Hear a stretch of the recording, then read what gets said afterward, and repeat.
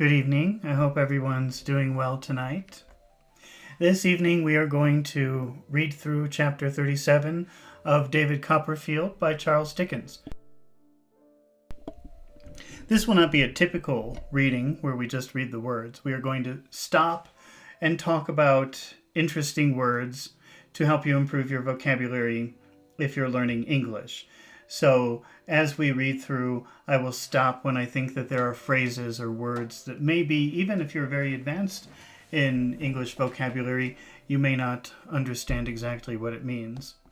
So if you're watching this live with me, because I'm doing this live right now, then I encourage you to make questions, ask questions in the comments section. And I would be happy to pause and explain anything that you're not sure about if you ask me and I see it. So if you don't ask questions, I will just stop sometimes and explain words that I think maybe could be useful for you, maybe you don't understand. And so it's better if you're watching and you ask questions. All right, well, let's get started with chapter 37 of David Copperfield. And the title of this chapter is A Little Cold Water.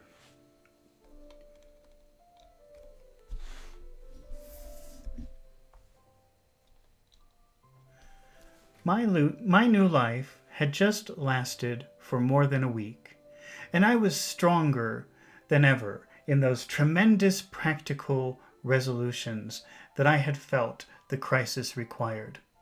I continued to walk extremely fast, to have a general idea that I was getting on. I made it a rule to make as much out of myself as I possibly could. In my way of doing everything to which I applied my energies, I made a perfect victim of myself. I even entertained some idea of putting myself on a vegetable diet, vaguely conceiving that in becoming a graminivorous animal, I should sacrifice to Dora. Graminivorous. We've got to look that up. What does graminivorous mean?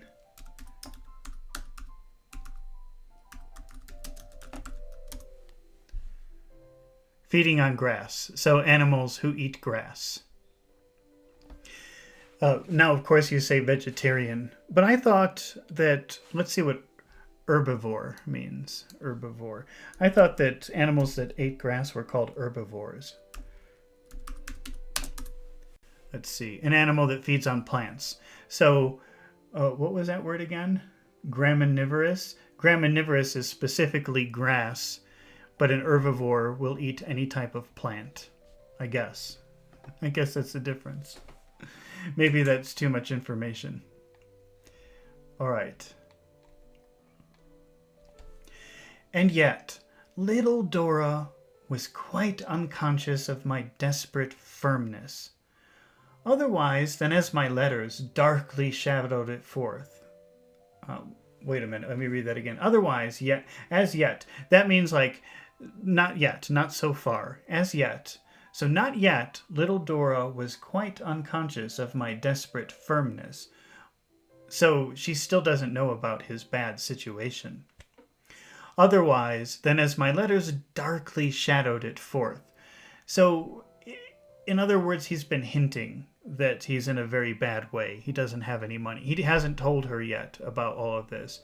But he's been dropping little hints when he writes his love letters to Dora.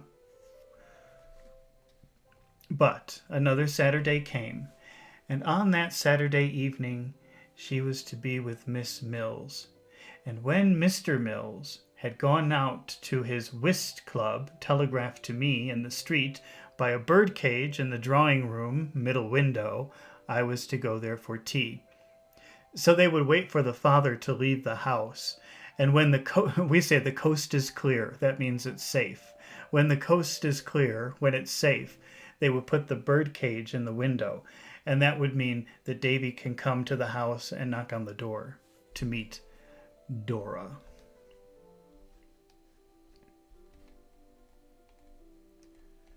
By this time, we were quite settled down in Buckingham Street, where Mr. Dick continued his copying in a state of absolute felicity.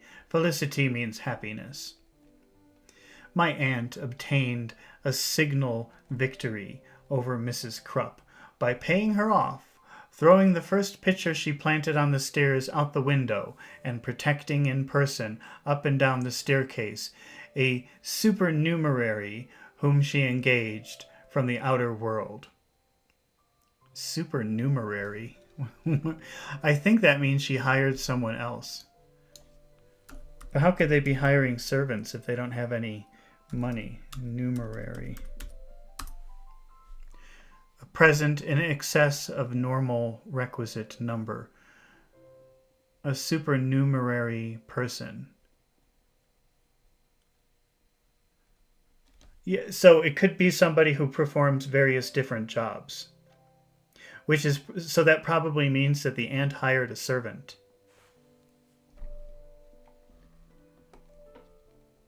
These vigorous measures struck such terror in the breast. This is the breast here. In the breast of Mrs. Krupp, that she subsided into her own kitchen under the impression that my aunt was mad, and mad means crazy here. My aunt being supremely indifferent to Mrs. Krupp's opinion and everybody else's, and rather favoring than discouraging the idea, Mrs. Krupp, of late, the bold, came within a few days so faint-hearted that rather than encounter my aunt upon the stairs, she would endeavor to hide her portly form behind the doors, leaving visible, however, a wide margin of flannel petticoat. So Mrs. Krupp is afraid of Aunt Betsy, and she hides from her instead of protesting. This gave my aunt such unspeakable satisfaction that I believe she took a delight in prowling up and down. Prowling is sneaking. So a prowler is someone who goes around buildings or houses and looks in to see if anyone's home. And if no one's home, if there's no activity, they will go and steal the things inside the building. But prowling means sneaking, being very quiet and looking around. So his aunt even used to go around looking for Mrs. Krupp very quietly so she could frighten her.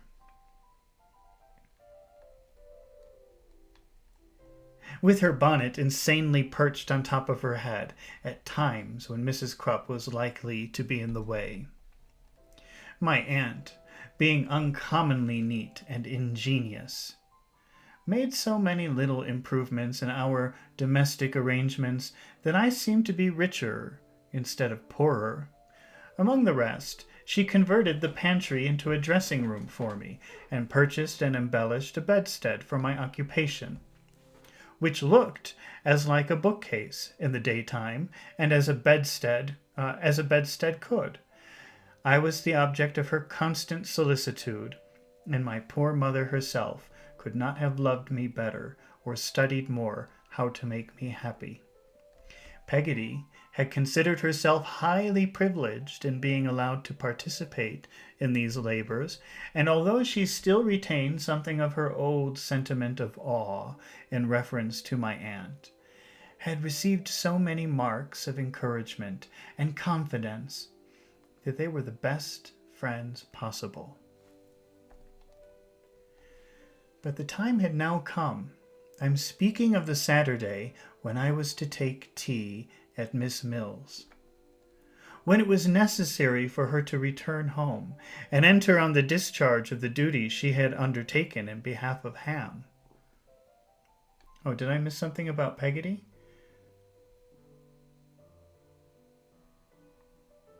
Well, that her is referring to Peggotty. So he's going to meet Miss Mills, but also Peggotty has to leave. She has to go take care of her nephew, Ham. So that's going to be very bad, very sad that Peggotty is leaving.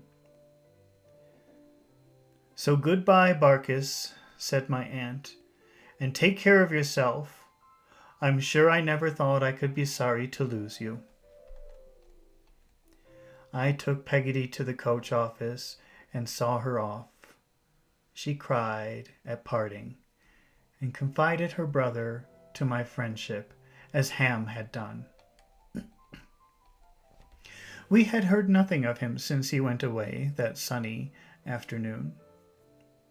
"And now, my own dear Davy," said Peggotty, "if while you're apprentice you should want any money to spend, or if, when you're out of your time, my dear, you should want any to set you up, and you must do one or other, or both, my darling, who has such a good right to ask and leave to lend it to you as my sweet girl's own old stupid me?" I was not so savagely independent as to say anything in reply, but that if ever I borrowed money of anyone, I would borrow it of her, next to accepting a large sum on the spot. I believe. Remember that on the spot means right there, right at the moment. I have to remember to do something with that phrase, on the spot. That's a very good phrase. That means right in the moment, right in the place, and right in the moment. So Peggotty is offering him a large amount of money right there at the coach station before she leaves. But of course Davy says no. I was not so savagely independent as to say anything in reply, but that if ever I borrowed money of anyone, I would borrow it of her, next to accepting a large sum on the spot. Oh, no, she didn't offer him. I misread that. I believe this gave Peggotty more comfort than anything I could have done. "And, my dear," whispered Peggotty, "tell the pretty little angel that I should have liked to see her, only for a minute, and tell her that before she marries my boy, I'll come to make your house so beautiful for you, if you'll let me." I declared that nobody else should touch it, and this gave Peggotty such delight that she went away in good spirits. I fatigued myself as much as I possibly could in the Commons all day by a variety of devices, and at the appointed time, in the evening, repaired to Mr. Mill's street. Mr. Mills, who was a terrible fellow to fall asleep after night, had not yet gone out, and there was no bird cage in the window, so he's secretly meeting his secret fiancée at a friend's house, but the father of the house, after dinner, he always takes a nap, so he hasn't left yet, and they're going to put a bird cage in the window as a sign that it's safe to come to the house after the father leaves. He kept me waiting so long that I fervently hoped the club would fine him for being late. At last he came out, and then I saw my own Dora hang up the birdcage and peep into the balcony to look for me, and run in again as she saw I was there, while Jip remained behind to bark injuriously at an immense butcher's dog in the street, who could have taken him like a pill. Dora came to the drawing-room door and met me, and Jip came scrambling out, tumbling over his own growling as under the impression that I was a bandit. And we all three went in, as happy and loving as could be. I soon carried desolation into the bosom of our joys. Bosom is this area. Here, this is your bosom. And he says, I soon carried desolation into the bosom of our joys. So he broke the news. He told them the bad news, apparently. Not that I meant to do it, but I was so full of the subject. By asking Dora, without the smallest preparation, if she could love a beggar. My pretty little startled Dora. Her only association with the word was a yellow face and a nightcap, or a pair of crutches or a wooden leg, or a dog with a decanter stand in his mouth, or something of that kind. And she stared at me with the most delightful wonder. "How can you ask me anything so foolish?" pouted Dora. Pouting is like this. That's what little children do when they're unhappy, but they don't say anything. They sit there like this. "How could you ask me anything so foolish?" pouted Dora. "Love a beggar?" "Dora, my own dearest," said I am a beggar." "How can you be such a silly thing," replied Dora, slapping my hand, "as to sit here telling such stories? I'll make Jip bite you."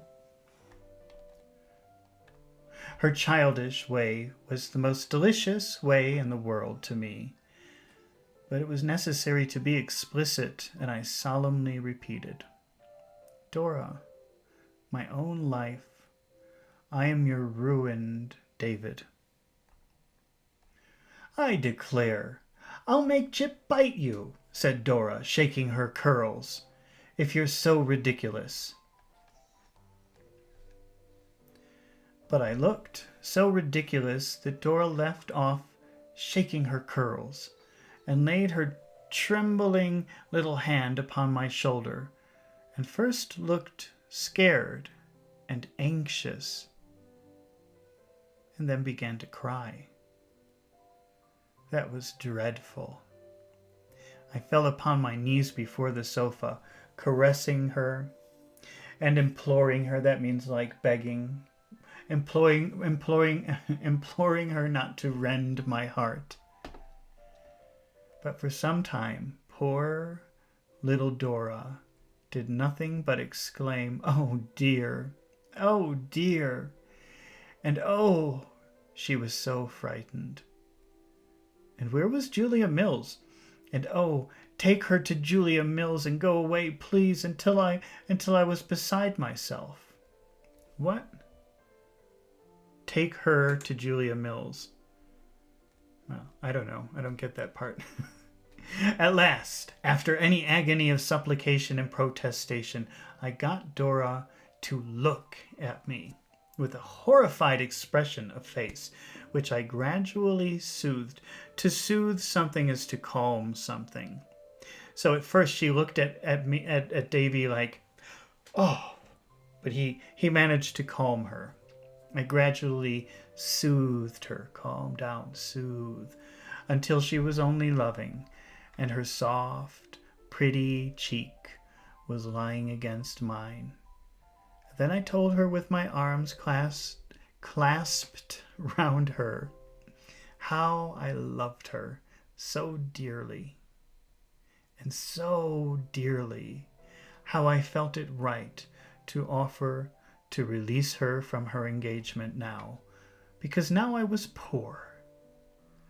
How I never could bear it or recover it if I lost her. How I had no fears of poverty if she had none, my arm being nerved and my heart inspired by her. How I was already working with a courage such as none but lovers knew. How I begun to be practical and look into the future. How a crust well earned was sweeter far than a feast inherited, and much more to the same purpose, which I delivered in a burst of passionate eloquence quite surprising to myself, though I had been thinking about it day and night ever since my aunt had astonished me.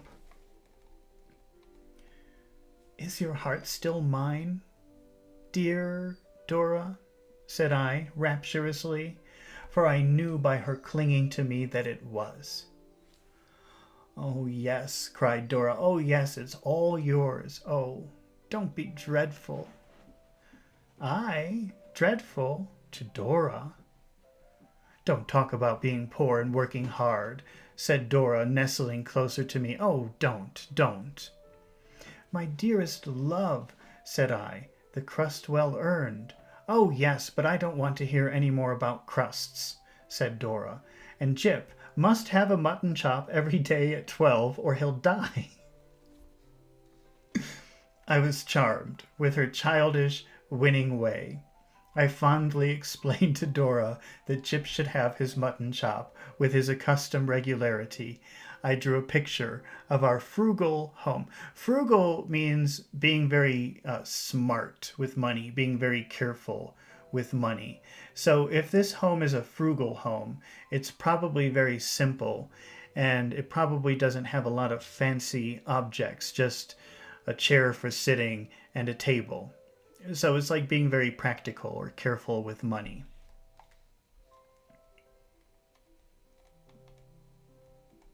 I drew a picture of our frugal home, made independent by my labor, sketching in the little house I had seen at Highgate, and my aunt in her upstairs room. I'm not dreadful now, Dora, said I tenderly. Oh, no, no, no, cried Dora, but I hope your aunt will keep in her room a good deal, and I hope she's not a scolding old thing. If it were possible for me to love Dora more than ever, I'm sure I did. But I felt that she was a little impracticable. It damped my newborn ardor to find that ardor so difficult of communication to her. I would say that ardor is like enthusiasm, but let's just check. I'm often wrong when I try to define a word. Yeah, enthusiasm, passion.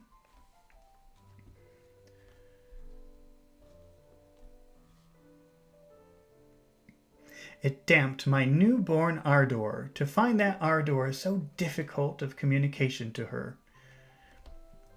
I made another trial when she was quite herself again, and was curling Jip's ears as he lay upon her lap. I became grave and said, "My own, may I mention something?" "Oh, please don't be practical," said Dora coaxingly, "because it frightens me so." "Sweetheart," I returned, "there's nothing to alarm you in all of this. I want you to think of it quite differently. I want to make it nerve you, to inspire you, Dora."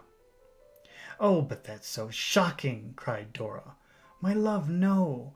Perseverance and strength of character will enable us to bear much worse things." "But I haven't got any strength at all," said Dora, shaking her curls. "Have I, Jip? Oh, do kiss Jip, and be agreeable." It was impossible to resist kissing Jip, and when she held him up to me for that purpose, putting her own bright, rosy little mouth into kissing form as she directed the operation, which she insisted should be performed symmetrically on the center of his nose, I did as she bade me, rewarding myself afterwards for my obedience, as she charmed me out of my graver character for I don't know how long. "But Dora, my beloved," said I, at last resuming it, "I was going to mention something." The judge of the prerogative court might have fallen in love with her to see her fold her little hands and hold them up, begging and praying me not to be dreadful any more. "Indeed, I'm not going to be, my darling," I assured her. "But Dora, my love, if you will sometimes think, not despondingly, you know, far from that, but if you will sometimes think, just to encourage yourself, that you are engaged to a poor man." Don't, pray don't. It's so very dreadful." "My soul, not at all," said I, cheerfully. "If you will sometimes think of that, and look about now and then at your papa's housekeeping, and endeavor to acquire a little bit of accounts, for instance." Poor little Dora received this suggestion with something that was half a sob and half a scream. So sobbing is and screaming is, well, you know what screaming is. So she's horrified at the idea of keeping track of money. That's all he's asking her to do. Just think about that. We're going to get married one day and I'm poor. You have to think about money. You can't just spend money whenever you want. And that thought really scares her.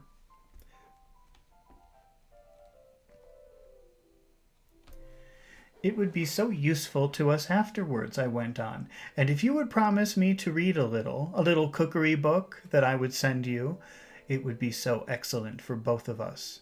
For our path in life, my Dora, said I, warming with the subject, is stony and rugged now, and it rests with us to smooth it. We must fight our way onward. We must be brave. There are obstacles to be met, and we must meet and crush them. I was going on at a great rate with clenched hand. This is clenching when you do this with your hand, making a fist. This is clenching your hand.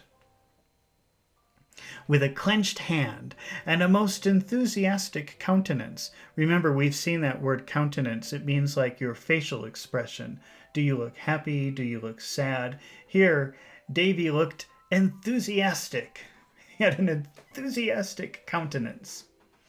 But it was quite unnecessary to proceed. I had said enough. I had done it again. Oh, she was so frightened. Oh, where was Julia Mills? Oh, take her to Julia Mills and go away, please, so that, in short, I was quite distracted and raved about the drawing room. I thought that I had killed her this time. I sprinkled water on her face. I went down on my knees. I plucked at my hair. I denounced myself as a remorseless brute and a ruthless beast. I implored, that's begging, please forgive me. I implored her forgiveness. I besought her to look up. I ravaged Miss Mill's workbox for a smelling bottle, and in my agony of mind applied an ivory needle case instead and dropped all the needles all over Dora. I shook my fists at Jip. Oh, like this. I'm going to get you, you little dog. Who was as frantic as myself. I did every wild extravagance that could be done, and was a long way beyond the end of my wits, when Miss Mills came into the room. "Who has done this?" exclaimed Miss Mills, succoring her friend. I replied, "I, Miss Mills, I have done it. Behold the destroyer." Behold means look, see. Look, you can see. I'm the destroyer. Behold the destroyer. Or words to that effect. And hid my face from the light in the sofa cushion. At first, Miss Mills thought it was a quarrel. A quarrel's a fight. And that we were verging on the desert of the Sahara, but she soon found out how matters stood, for my dear, affectionate little Dora, embracing her again, began exclaiming that I was a poor laborer, and then cried for me, and embraced me, and asked me would I let her give me all of her money to keep, and then fell on Mrs. Mill's neck, sobbing as if her tender heart were broken. Miss Mills must have been born to be a blessing to us. She ascertained from me in a few words what it was all about, comforted Dora, and gradually convinced her that I was not a laborer. From my manner of stating the case, I believe Dora concluded that I was a navigator, and when balancing myself up and down a plank all day with a wheelbarrow, and so brought us together in peace, we were quite composed, and Dora had gone upstairs to put some rose water to her eyes, and Miss Mills rang for tea.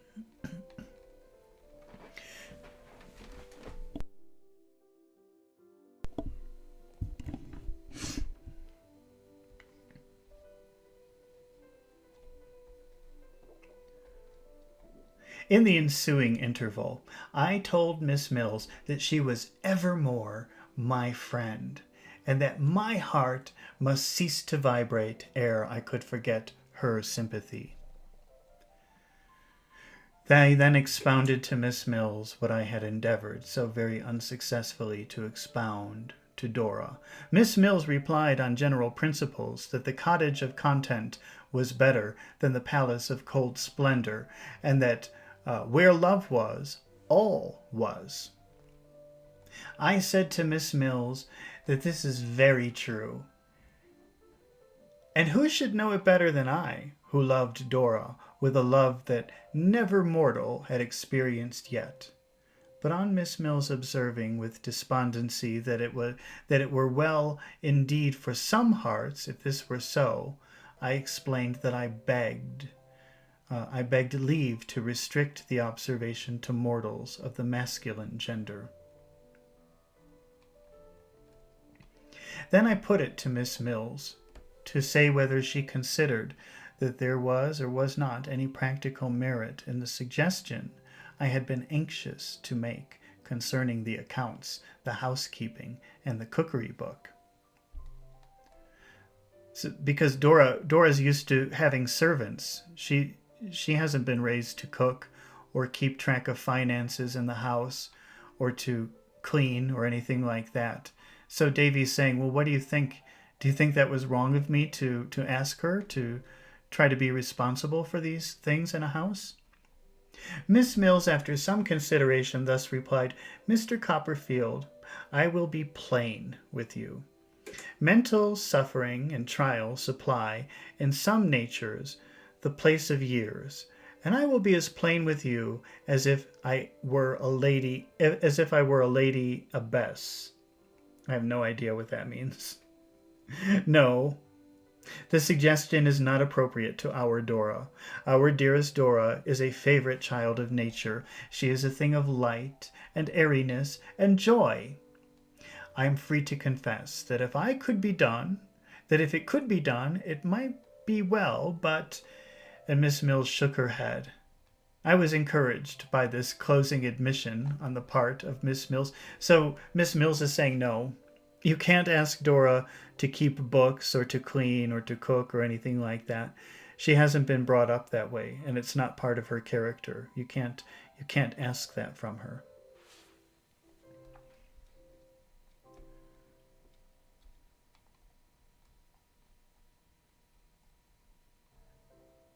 Miss Mills to ask her whether for Dora's sake, if she had any opportunity of luring her attention to such preparations for an earnest life, she would avail herself of it. Miss Mills replied in an affirmative so readily that I further asked her if she would take charge of the cookery book, and if she ever could insinuate it upon Dora's acceptance without frightening her, undertake me to do a crowning service, and Miss Mills accepted this trust too, but was not sanguine. So Davy's asking Miss Mills, well, could you take the cooking book and could you try to encourage her and maybe see if you could push her in that direction? And she agreed. She said, yeah, okay, I'll try.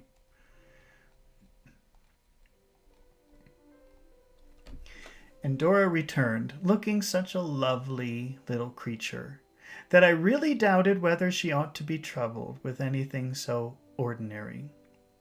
And she loved me so much and was so captivating, particularly when she made Chip stand on his hind legs for toast, and when she pretended to hold that nose of his against a hot teapot for punishment because he wouldn't.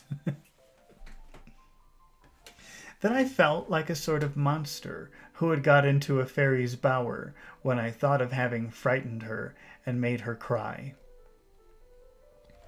After tea we had the guitar, and Dora sang those same dear old French songs about the impossibility of any account leaving off dancing. What? Let me try that again.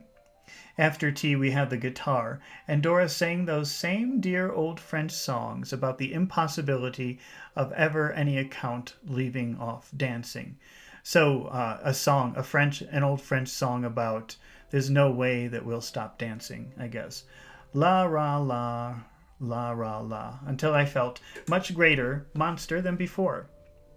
We had only one check to our pleasure, And that happened a little while before I took my leave, when Miss Mills, chancing to make some allusion to tomorrow morning, I unluckily let out that being obliged to exert myself now, I got up at 5 o'clock, and whether Dora had any idea that I was a private watchman, I am unable to say, but it made a great impression upon her, and she neither played nor sang any more.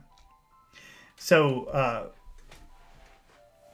Miss Mills is saying, how about we meet tomorrow? And Davy says, no, I have to get up at 5 o'clock to work. And now he's afraid that Dora thinks that he's a watchman walking the streets looking for criminals, and it depressed her.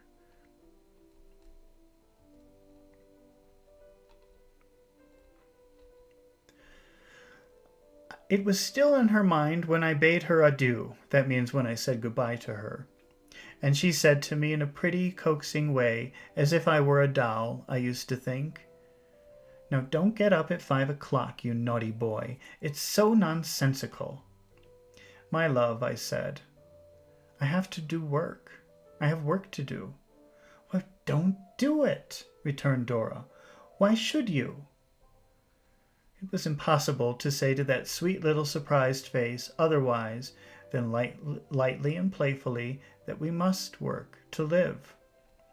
Oh, how ridiculous, cried Dora. How shall we live without? Dora, said I. How, anyhow, said Dora. She seemed to think that she had quite settled the question, and gave me such a triumphant little kiss direct from her innocent heart that I would hardly have put her out of conceit with her answer for a fortune. Well, I loved her, and I went on loving her, most absorbingly, entirely, and completely, but going on, too, working pretty hard, busily, keeping red-hot all the irons I now had in the fire, I would sit sometimes of a night opposite my aunt, thinking how I had frightened Dora that time, and how I could best make my way with a guitar case through the forest of difficulty, until I used to fancy that my head was turning quite gray. Oh, well, that was a pretty short chapter, because that's the end of chapter 37. That was only 30 minutes. I think that we should continue with chapter 38.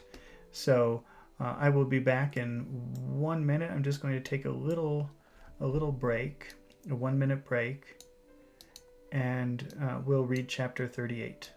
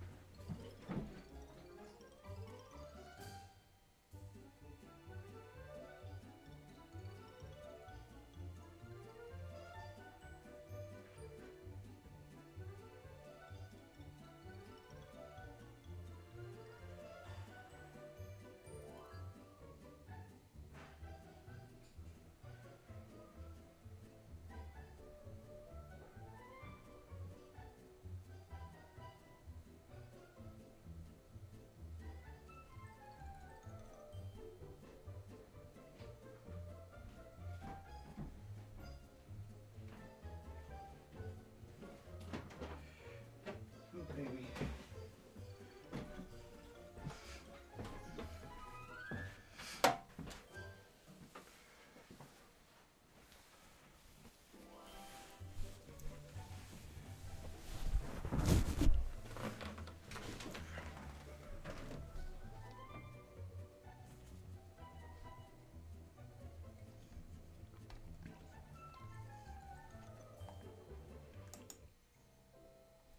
Okay.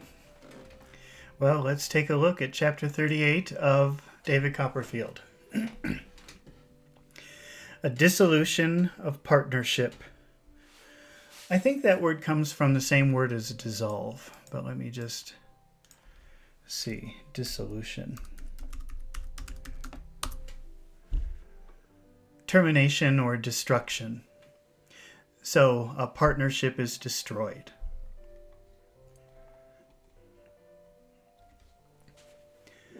I did not allow my resolution with respect to the parliamentary debates to cool. It was one of the irons I began to heat immediately, and one of the irons I kept hot and hammered at with a perseverance I may honestly admire. I bought an approved scheme of the noble art and mystery of stenography, which cost me 10 and 6 pence, and plunged into a sea of perplexity that brought me in a few weeks to the confines of distraction. The changes that were rung upon the dots, which in such a position meant such a thing, and in such another position meant something else entirely different, the wonderful vagaries that were played by circles and unaccountable consequences that resulted from marks like flies' legs. The tremendous effects of a curve in a wrong place not only troubled my waking hours, but reappeared before me in my sleep. When I had groped my way blindly through these difficulties, and had mastered the alphabet, which was an Egyptian temple in itself, there then appeared a procession of new horrors called arbitrary characters, the most despotic characters I have ever known, who insisted, for instance, that a thing like a beginning of a cobweb meant expectation, and that a pen and ink skyrocket stood for disadvantageous. When I had fixed these wretches in my mind, I found that they had driven everything else out of it. Then, beginning again, I forgot them. While I was picking them up, I dropped the other fragments of the system. In short, it was almost heartbreaking. It might have been quite heartbreaking but for Dora, who was the stay and anchor of my tempest-driven bark. Every scratch in the scheme was a gnarled oak in the forest of difficulty, and I went on cutting them down, one after another, with such vigor that in 3 or 4 months I was in a condition to make an experiment on one of our crack speakers in the Commons. Shall I ever forget how the crack speaker walked off from me before I began, and left my imbecile pencil staggering about the paper as if it were in a fit. This would not do.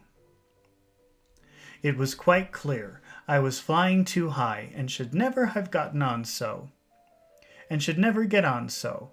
I resorted to Traddles for advice, who suggested that he should dictate speeches to me at a pace and with occasional stoppages adapted to my weakness.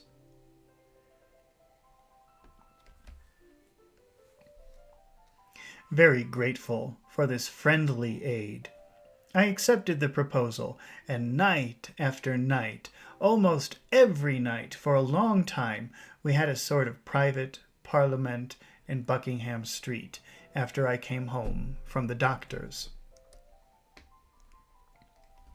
I should like to see such a parliament anywhere else. My aunt and Mr. Dick represented the government or the opposition, as the case might be, and Traddles, with the assistance of Enfield's speakers, or a volume of parliamentary orations, thundered astonishing invectives against them, standing by the table with his finger in the page to keep the place, and his right arm flourishing above his head.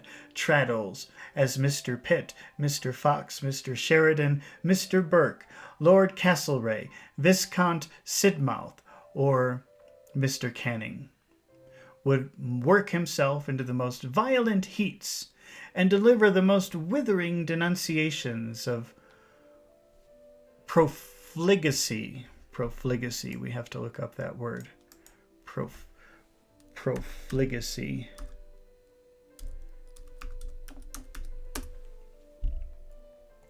reckless extravagance.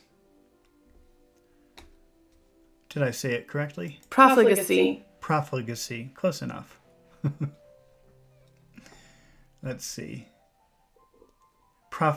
The profligacy and corruption of my aunt and Mr. Dick, while I used to sit at a little distance with my notebook on my knee, fagging after him with all my might and main. The inconsistency and recklessness of Traddles were not to be exceeded by any real politician. He was for any description of policy and compass of a week, and nailed all sorts of colors to every denomination of mast. My aunt, looking very like an immovable chancellor of the exchequer, would occasionally throw in an interruption or two, as here, or no, or oh, and when the text seemed to require it, which was always a signal to Mr. Dick, a perfect country gentleman, to follow lustily with the same cry.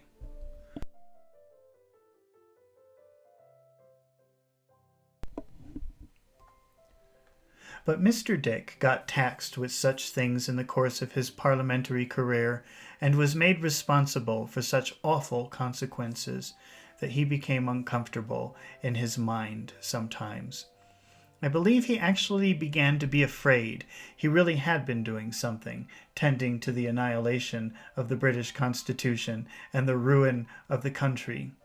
Often and often we pursued these debates until the clock pointed to midnight and the candles were burning down.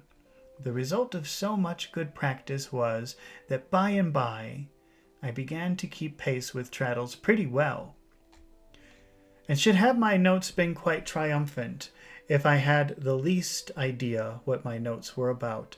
But as to reading them after I had got them, I might as well have copied the Chinese inscriptions of an immense collection of tea chests, or the golden characters of the all great red and green bottles in the chemists' shops. There was nothing for it but to turn back and begin all over again. It was very hard.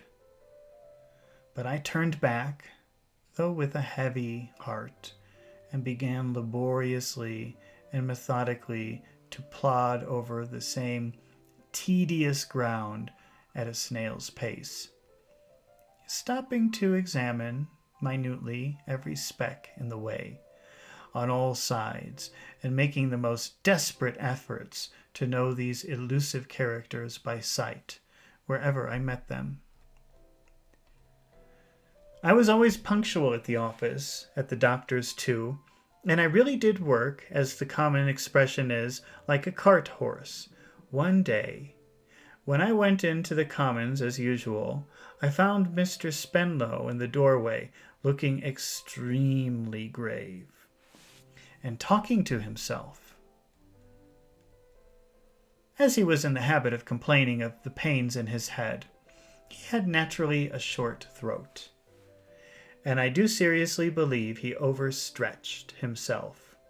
I was at first alarmed by the idea that he was not quite right in that direction, but he soon relieved my uneasiness.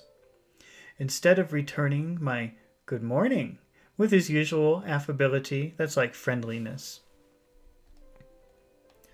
he looked at me in a distant, ceremonious manner and coldly requested me to accompany him to a certain coffee house, which, in those days, had a door opening into the Commons, just within the little archway in St. Paul's churchyard.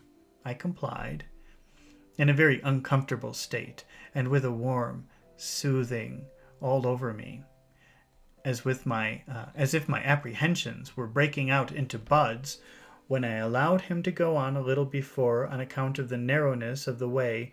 I observed that he carried his head with a lofty air that was particularly unpromising, and my mind misgave me that he had found out about my darling Dora. So that's Dora's father. And it seems like maybe he's discovered that they have a secret engagement, and he is not happy. If I had not guessed this on the way to the coffee house, I could hardly have failed to know what was the matter when I followed him up to an upstairs room and found Miss Murdstone there. Supported by a background of a sideboard, on which were several inverted tumblers sustaining lemons, and two of those extraordinary boxes, all corners and flutings for sticking knives and forks, which happily for mankind are now obsolete. Miss Murdstone gave me her chilly fingernails, and sat severely rigid. Mr. Spenlow shut the door, motioned to a chair, and stood on the hearth rug in front of the fireplace. "Have the goodness to show Mr. Copperfield," said Mr. Spenlow, "what you have in your reticule, Miss Murdstone." I believe it was the old, identical, steel-clasped reticule of my childhood, that shut up like a bite, compressing her lips in sympathy with the snap. Miss Murdstone opened it, opening her mouth a little at the same time, and produced my last letter to Dora, teeming with expressions of devoted affection. "I believe that is your writing, Mr. Copperfield," said Mr. Spenlow. I was very hot, and the voice I heard was very unlike mine when I said, "It is, sir." "If I'm not mistaken," said Mr. Spenlow, and Miss Murdstone brought a parcel of letters out of her reticule, tied round with the dearest bit of blue ribbon. "Those are also from your pen, Mr. Copperfield?"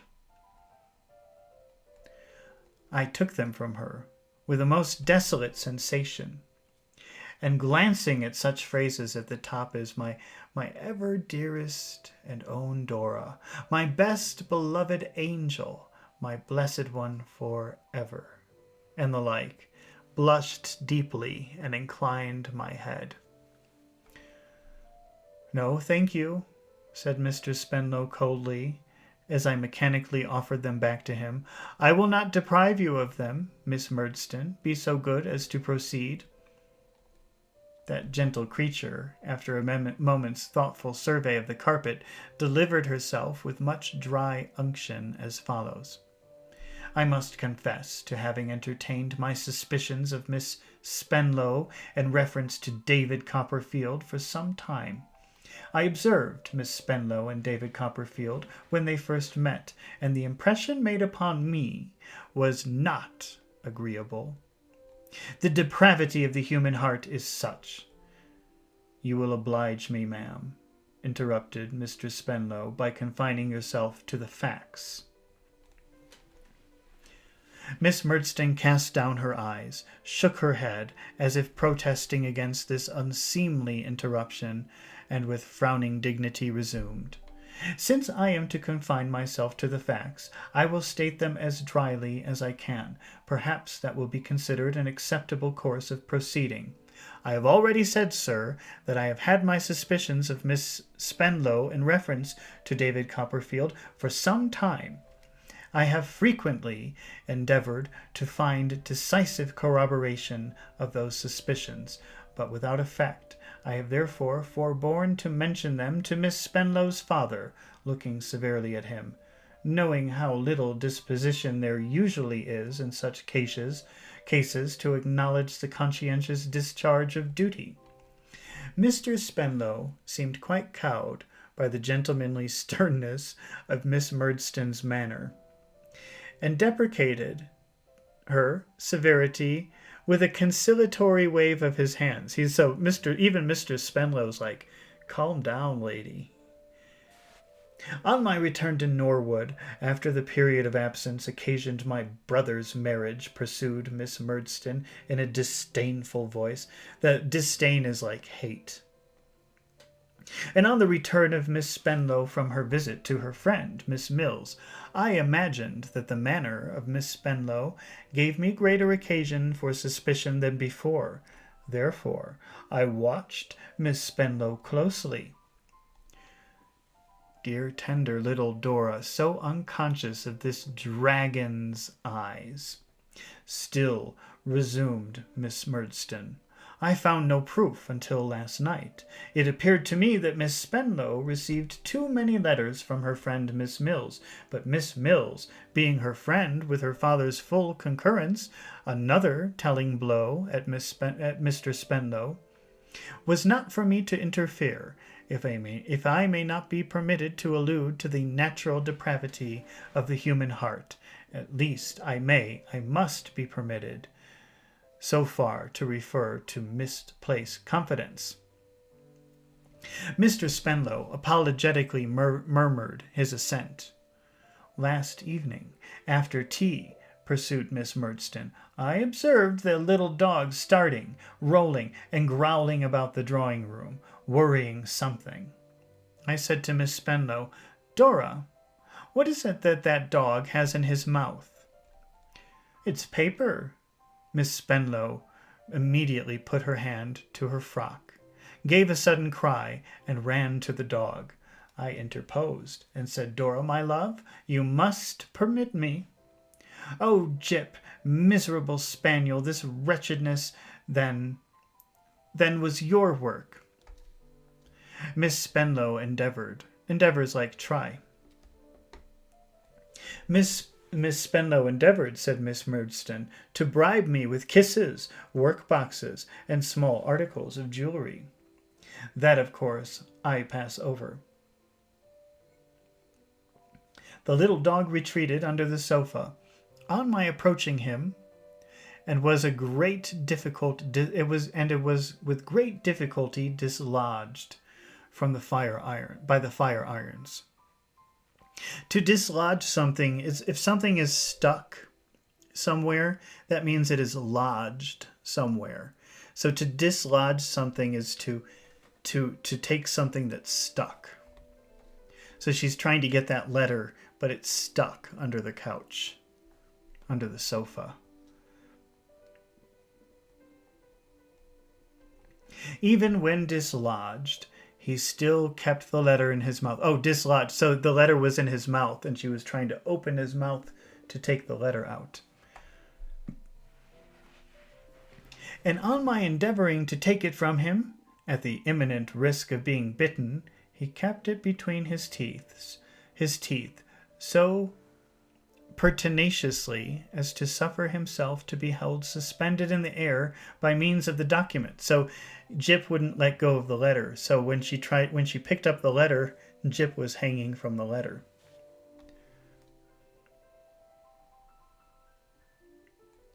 At length, I obtained possession of it. After perusing it, I taxed Miss Spenlow with having many such letters in her possession, and ultimately obtained from her the packet which is now in David Copperfield's hand. Here she ceased, and snapping her reticule again, and shutting her mouth, looked as if she might be broken, but could never be bent. You have heard, Miss Murdstone, said Mistress Spenlow, turning to me. I beg to ask Mr. Copperfield if you have anything to say in reply. The picture I had before me of the beautiful little treasure of my heart, sobbing and crying all night, of her being alone, frightened, and wretched, then of her having so piteously begged and prayed that stormy-hearted woman to forgive her, of having vainly offered her those kisses, work-boxes, and trinkets, of her being in such grievous distress. And all for me, very much impaired the little dignity I had been able to muster. I'm afraid I was in a tremulous state for a minute or so, though I did my best to disguise it. There's nothing I can say, sir, I returned, except all the blame is mine. Dora, Miss Spenlow, if you please, said her father, majestically, was induced and persuaded by me, I went on, swallowing that colder designation, to consent to this concealment, and I bitterly regret it. You are very much to blame, sir, said Mr. Spenlow, walking to and fro, upon the hearth rug, and emphasizing what he said with his whole body instead of his head, on account of the stiffness of his cravat and spine. "You have done a stealthy and unbecoming action, Mr. Copperfield. When I take a gentleman to my house, no matter whether he is 19, 29, or 90, I take him there in a spirit of confidence." That's like trust. "If he abuses my confidence, he commits a dishonorable action, Mr. Copperfield." "I feel it, sir, I assure you," I returned. "But I never thought so before. Sincerely, honestly, indeed, Mr. Spenlow, I never thought so before. I love Miss Spenlow to that extent." "Pooh! Nonsense!" said Mr. Spenlow, reddening. "Pray don't tell me to my face that you love my daughter, Mr. Copperfield." "Could I defend my conduct if I did not, sir?" I returned with all humility. "Can you defend your conduct if you do, sir?" said Mr. Spenlow, stopping short upon the hearth rug. "Have you considered your years and my daughter's years, Mr. Copperfield? Have you considered what it is to undermine the confidence that should subsist between my daughter and myself? Have you considered my daughter's station in life, the projects I may contemplate for her advancement, the testamentary intentions I may have with reference to her? Have you considered anything, Mr. Copperfield?" "Very little, sir, I'm afraid," I answered, speaking to him as respectfully and sorrowfully as I felt. "But pray believe me, I have considered my own worldly position. When I explained it to you, we were already engaged." "I beg," said Mr. Spenlow, more like Punch than I had ever seen him, and as he energetically struck one hand on the other, I could not help noticing that, even in my despair, "that you will not talk to me of engagements, Mr. Copperfield." The otherwise immovable Miss Murdstone laughed contemptuously on that short syllable. "When I explained my altered position to you, sir, I began again, substituting a new form of expression for what was so unpalatable to him. This concealment, into which I am so unhappy as to have led Miss Spenlow, had begun.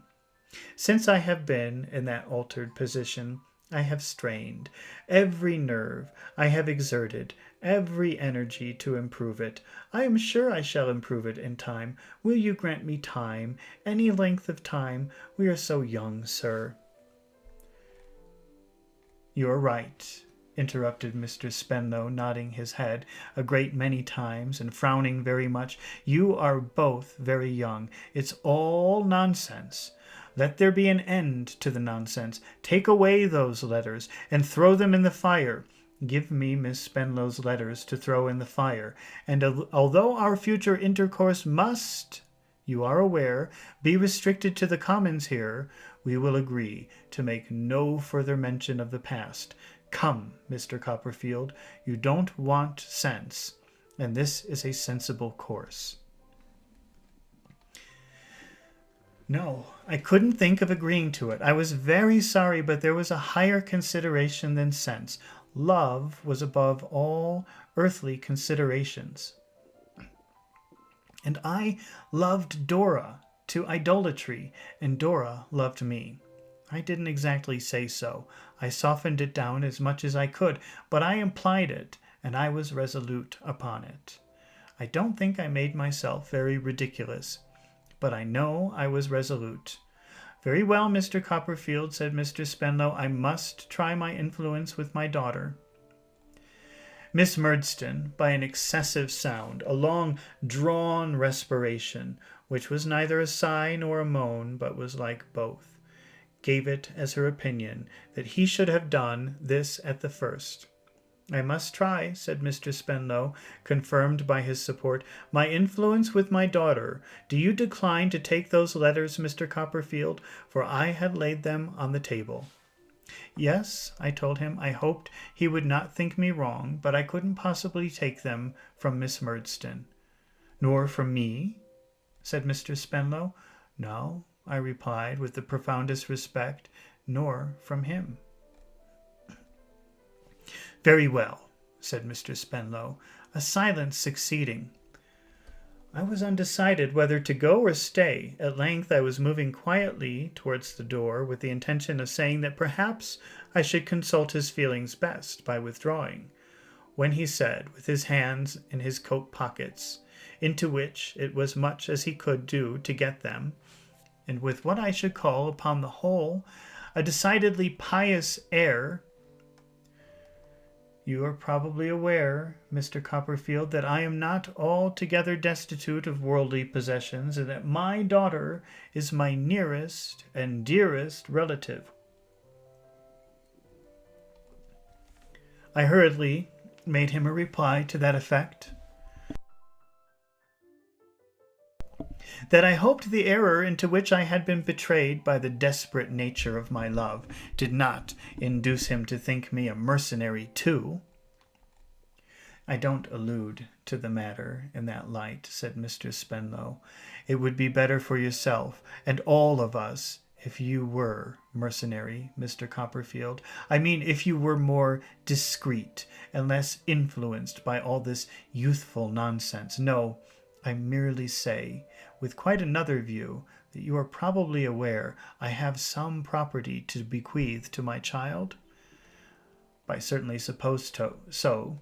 And you can hardly think, said Mr. Spenlow, having experience of what we see in the Commons here every day of the various unaccountable and negligent proceedings of men in respect of their testamentary arrangements of all subjects, the one on which perhaps the strangest revelations of human inconsistency are to be met with,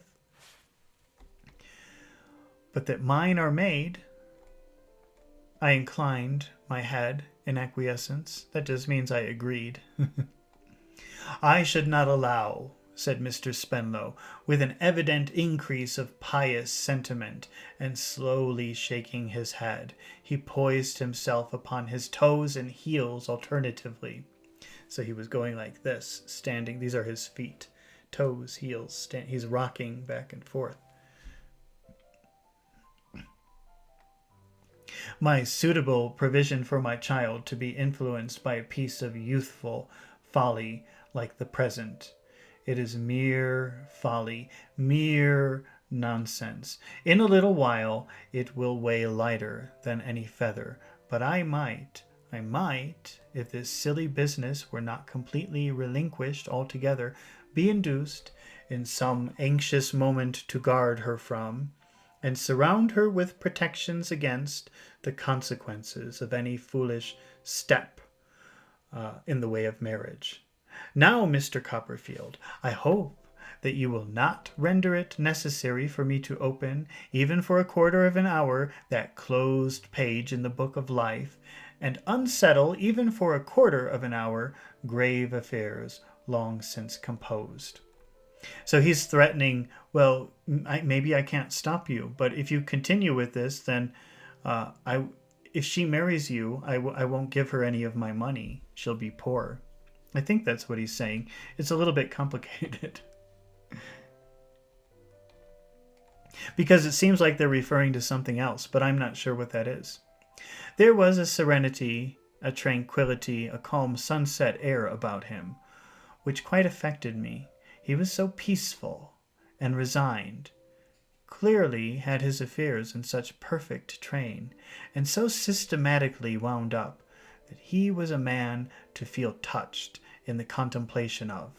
I really think I saw tears rise to his eyes from the depth of his own feeling of all of this. But what could I do? I could not deny Dora in my own heart. When he told me I had better take a week to consider of what he had said, how could I say I wouldn't take a week? Yet how could I fail to know that no amount of weeks could influence such love as mine? In the meantime, confer with Miss Trotwood, or with any person with any knowledge of life, said Mr. Spenlow, adjusting his cravat with both hands. "Take a week, Mr. Copperfield." I submitted, with a countenance as expressive as I was able to make it of dejected and despairing constancy, came out of the room. Miss Murdstone's heavy eyebrows followed me to the door. I say her eyebrows rather than her eyes, because they were much more important in her face, and she looked so exactly as she used to look. At about that hour of the morning, in our parlor at Blunderstone, that I could have fancied that I had been breaking down in my lessons again, and that the dead weight on my hand was the horrible old spelling book with oval woodcuts, shaped to my youthful fancy like glasses of spectacles. When I got out of the office, and shutting out old Tiffy and the rest of them with my hands, sat at my desk in my own particular nook, thinking of this earthquake that had taken place so unexpectedly, and in the bitterness of my spirit, cursing Jip, I fell into such a state of torment about Dora that I wonder I did not take up my hat and rush insanely to Norwood. The idea of their frightening her and making her cry, and of my not being there to comfort her, was so excruciating that it impelled me to write a wild letter to Mr. Spenlow, beseeching him not to visit upon her the consequences of my awful destiny. I implored him to spare her gentle nature, and not to crush a fragile flower, and addressed him generally, to the best of my remembrance, as if, instead of being her father, he had been an ogre, that's like a monster, or the dragon of Wantley. This letter I sealed and laid upon his desk before he returned, and when he came in I saw him, through a half-open door of his room, take it up and read it. He said nothing about it all the morning, but before he went away in the afternoon he called me in and told me I need not make myself at all uneasy about his daughter's happiness. He had assured her, he said, that it was all nonsense, and that he had nothing more to say to her. He believed he was an indulgent father, as indeed he was, and I might spare myself any solicitude on her account. "You may make it necessary, if you are foolish or obstinate, Mr. Copperfield," he observed, "for me to send my daughter abroad again for a term.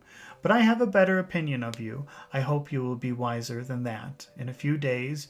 As to Miss Murdstone, for I had alluded to her in the letter, I respect that lady's vigilance and feel obliged to her, but she has a strict charge to avoid the subject.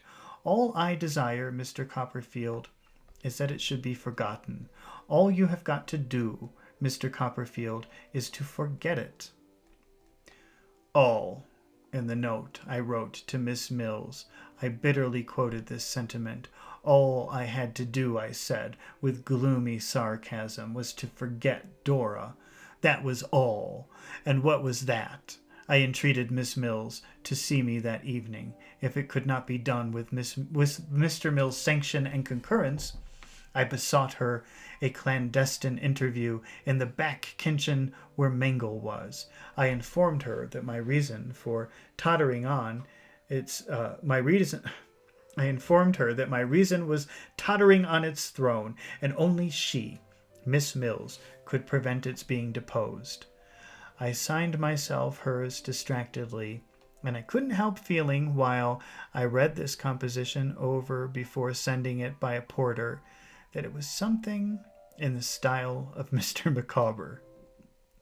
However, I sent it. At night I repaired to Miss Mills Street and walked up and down until I was stealthily fetched by Miss Mills' maid and taken to the area way to the back kitchen. I have since seen reason to believe that there was nothing on earth to prevent my going in at the front door and being shown up into the drawing-room, except Miss Mills loved of the romantic and the mysterious, so nobody was home. She could have just let him in the front door. but she preferred all the secrecy of him sneaking in the back way to talk to her. In the back kitchen I raved as became me. I went there, I suppose, to make a fool of myself, and I'm quite sure I did. Miss Mills had received a hasty note from Dora, telling her that all was discovered, and saying, "Oh, pray come to me, Julia, do." But Miss Mills, mistrusting the acceptability of her presence to the higher powers, had not yet gone, and we were all benighted in the desert of the Sahara.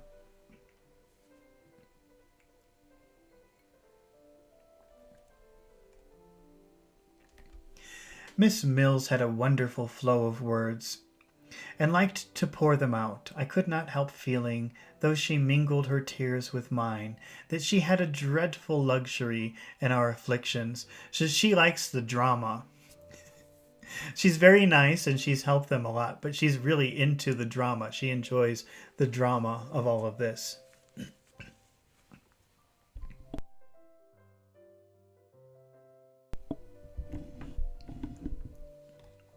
She petted them, as I may say, and made the most of them. A deep gulf, she observed, had opened between Dora and me, and love could only span it with its rainbow. Love must suffer in its stern world. It ever had been so. It ever would be so. No matter, Miss Mills remarked, her heart's confined by cobwebs would burst at last. And then love was avenged.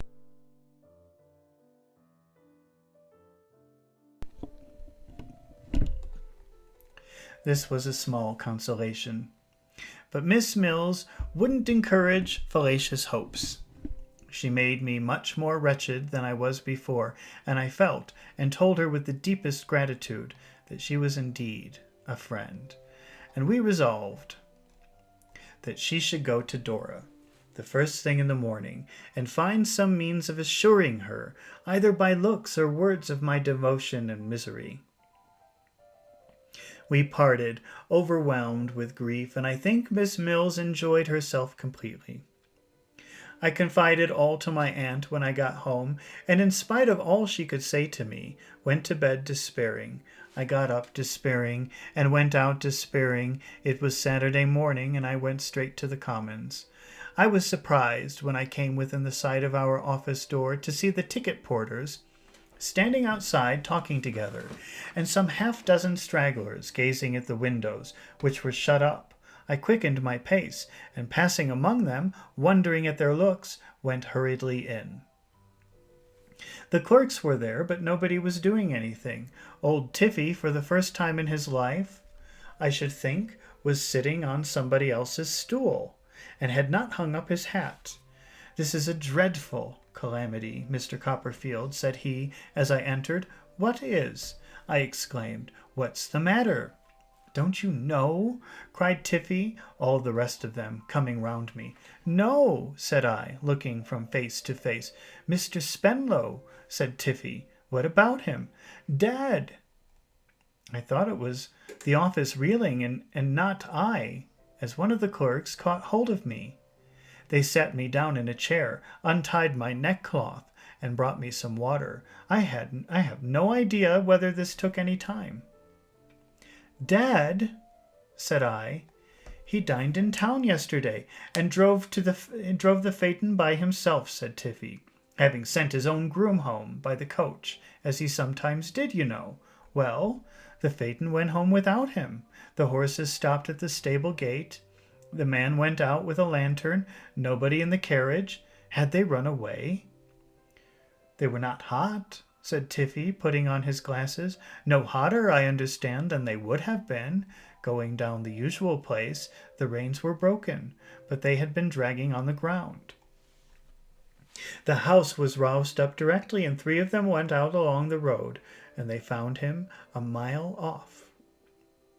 "More than a mile off," Mr. Tiffy interposed, a junior. "Was it?" "I believe you're right," said Tiffy. "More than a mile off, not far from the church, lying partly on the road side and partly on the path upon his face." Whether he fell out in a fit or got out feeling ill before the fit came on, or even whether he was quite dead then, though there is no doubt he was quite insensible, no one appears to know. If he breathed, certainly he never spoke.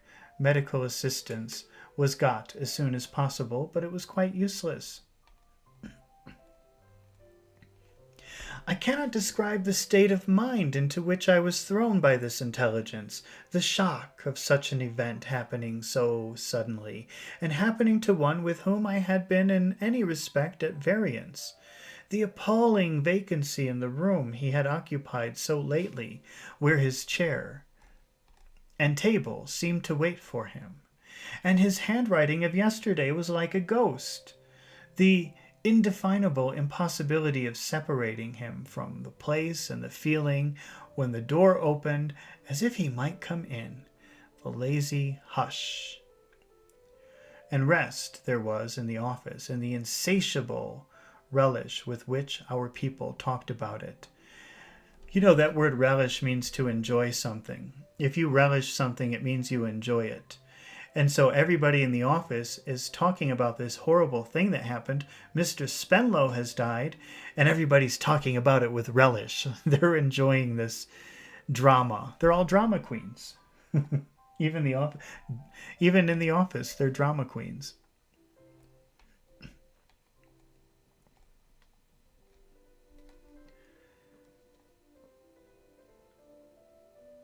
The lazy hush and rest there was in the office, and the insatiable relish. Insatiable means always thirsty. You can never satisfy. It means you can't satisfy it.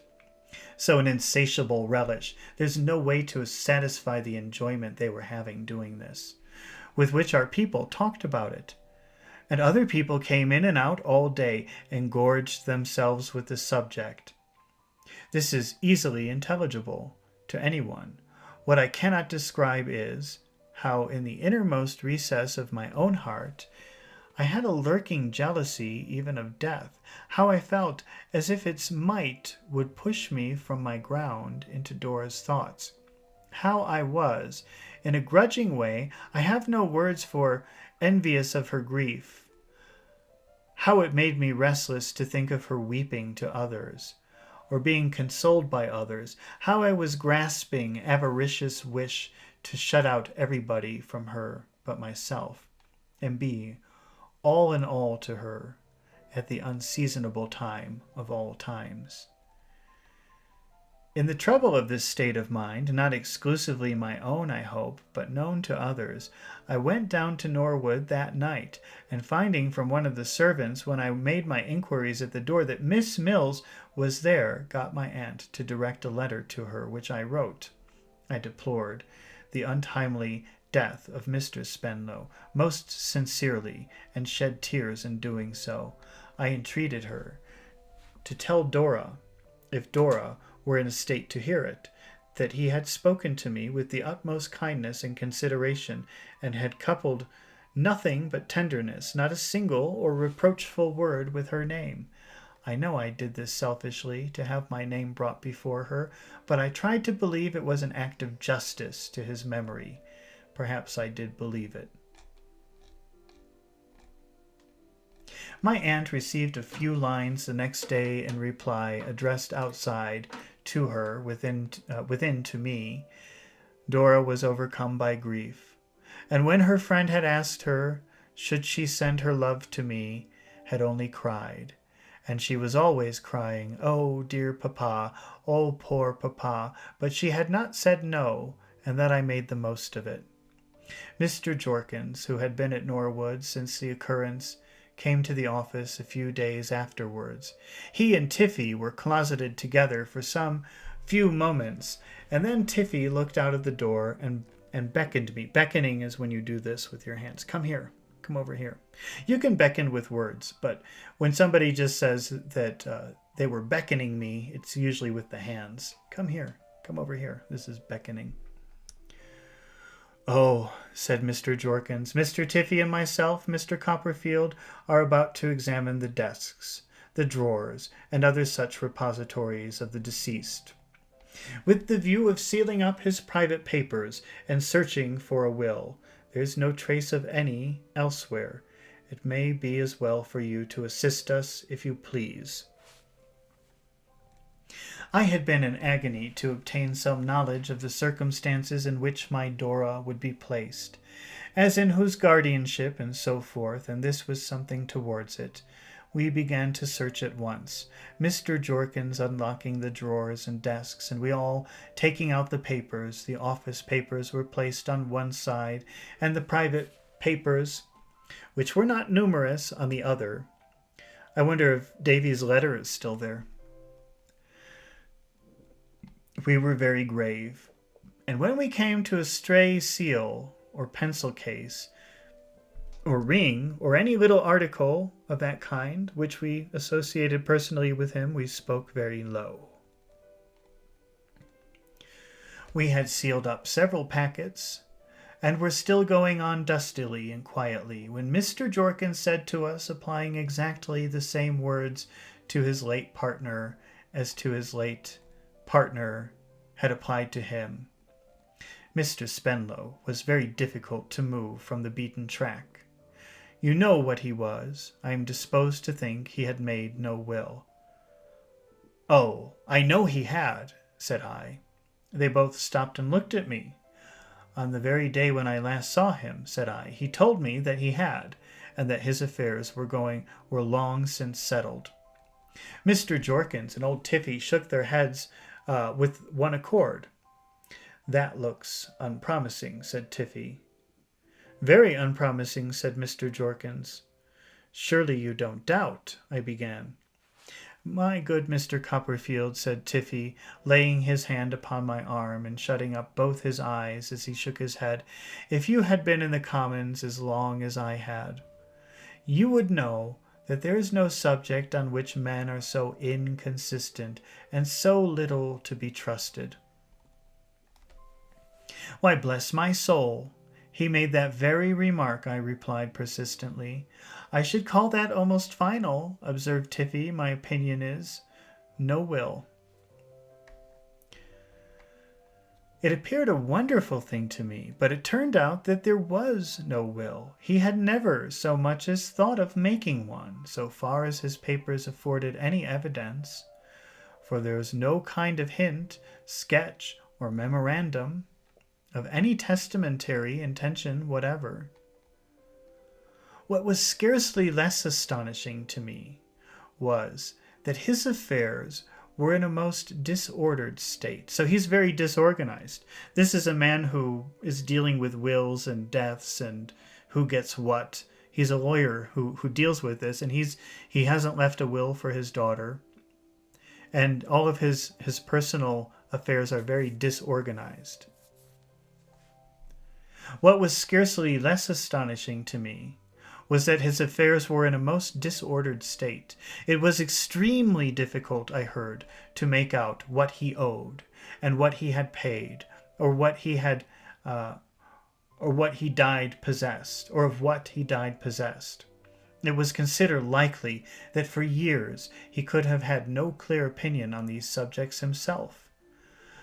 By little and little, it came out that, in the competition on all points of appearance and gentility then running high in the Commons, he had spent more than his professional income, which was not a very large one, and he had reduced his private means, if they ever had been great, which was exceedingly doubtful, to a very low ebb indeed. So he doesn't have any money.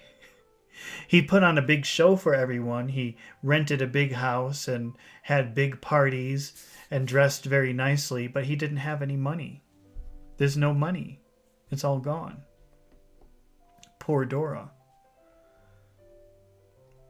There was a sale of the furniture and lease at Norwood, and Tiffy told me, little thinking how interested I was in the story, that paying all the just debts of the deceased and deducting his share of outstanding bad and doubtful debts due to the firm, he wouldn't give £1,000 for all the assets remaining. This was at the expiration of about 6 weeks. I had suffered tortures all the time, and thought I really must have laid violent hands upon myself, when Miss Mills still reported to me that my broken-hearted little Dora would say nothing when I was mentioned, but, "Oh, poor papa! Oh, dear papa!" Also, that she had no other relations than 2 aunts, maiden sisters of Mr. Spenlow, who lived at Putney, and who had not held any other than chance communication with their brother for many years. Not that they had ever quarreled. Remember, quarreling is like fighting, Miss Mills informed me, but that having been, on the occasion of Dora's christening, invited to tea when they considered themselves privileged to be invited to dinner, they had expressed their opinion in writing, and that it was better for the happiness of all parties that they should stay away. So when Dora was born, they had a christening ceremony. You know, that's when they put the baby in water, a baptism. And the sisters were invited to the ceremony, and just for tea, but they felt very insulted because they felt like they should have been invited to a dinner. And ever since then, they never talked.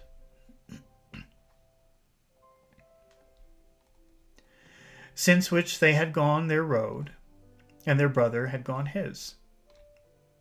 These 2 ladies now emerged from their retirement, and proposed to take Dora to live at Putney.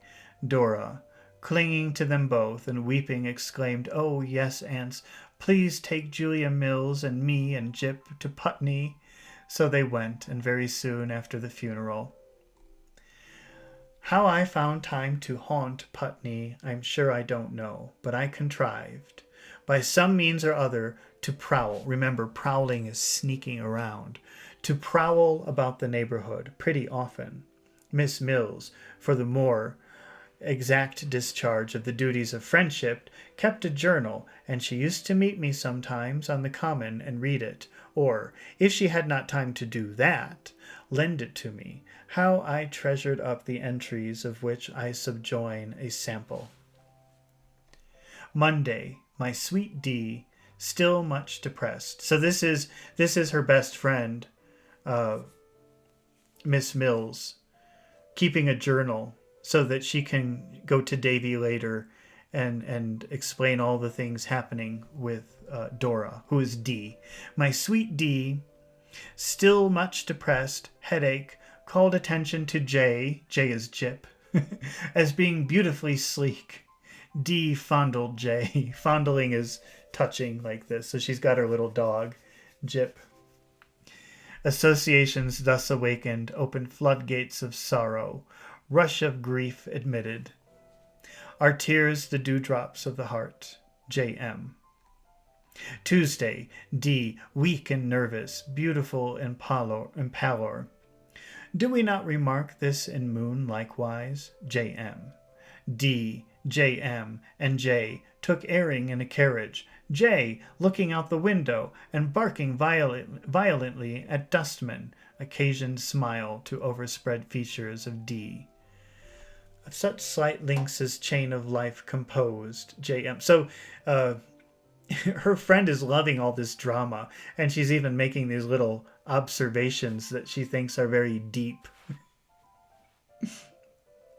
So she's, of course she loves her friend, but she's really enjoying all of the emotions and drama going on. Wednesday, D, comparatively cheerful, sang to her as congenial melody. Evening bells, effect not soothing, but reverse. D, inexpressibly affected, found sobbing afterwards in own room, quoted verses respecting self and young gazelle. Ineffectually, also referred to patience on monument. Q.Y. Why on monument? J.M. She's taking this very seriously, writing this journal. Thursday, D, certainly improved, better night. Slight tinge of damask, revisiting cheek. Resolved to mention name of D.C. Introduce same, cautiously in course of airing. D, immediately overcome. Oh, dear, dear Julia, oh, I have been a naughty and undutiful child. Soothed and caressed.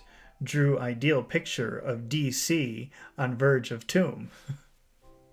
D again, overcome. Oh, what shall I do? What shall I do? Oh, take me somewhere, much alarmed.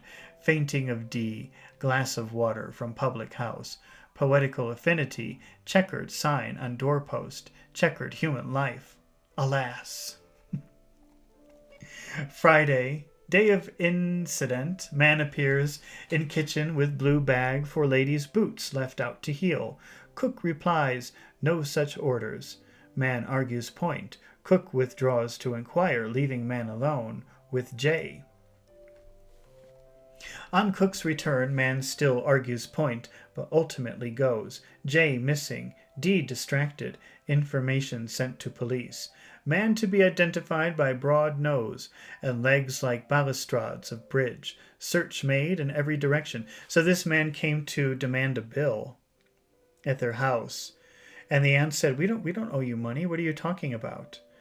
And somehow they left him alone in the kitchen for a moment. And when they returned, the man said, okay, forget about it. And he left. And since then, Jip, Dora's dog, has been missing. So that man must have stolen Jip. Search made in every direction. No J.D. weeping bitterly and inconsolably.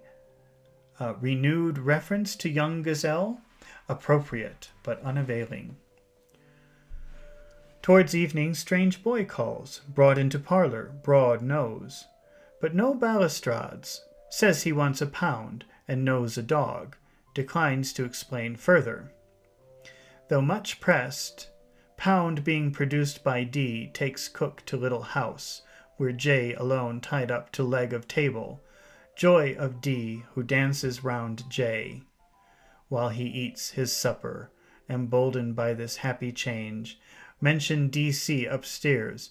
D weeps afresh, cries piteously, oh, don't, it's so wicked to think of anything but poor papa, embraces J, and sobs herself to sleep.